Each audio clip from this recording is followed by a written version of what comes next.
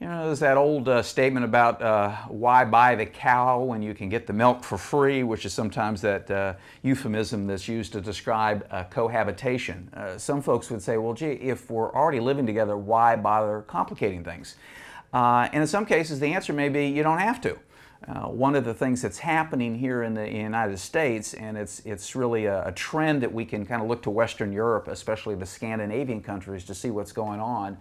Cohabitation there has become so commonplace that the boundary between marriage, legal marriage, sanctioned by the church or by a government, and just cohabitation are so blurry, in some cases they're almost non-existent. An interesting little tidbit is that a child born to a married couple in America is more likely to live in a broken home than a child born to a cohabitating couple in Sweden, meaning those relationships are more stable over there as cohabitators than they are as marriages here in the United States. The key thing and the variable, I think, when it comes to marriage has to do with the children. About 40% of cohabitating couples have children, and that can have real implications for their future.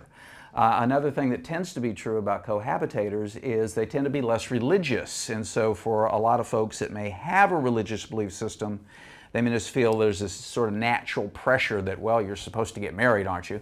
But keep in mind, many folks that are cohabitating don't have an active religious belief system. They don't practice their religion, so they don't have that sense of guilt many times that's a motivator. So I think it's one of those things you got to weigh on a regular basis.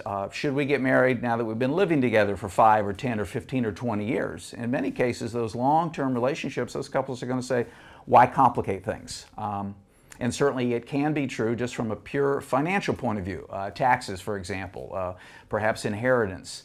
So I think there's a lot to be discussed among couples, especially as you get beyond about the 2-year mark, because most cohabitating couples make it either 2 years and get married or they break apart. If you're cohabitating 5 years, 10 years, you're probably going to be together for a long time to come, and maybe you don't need to complicate things with marriage at all.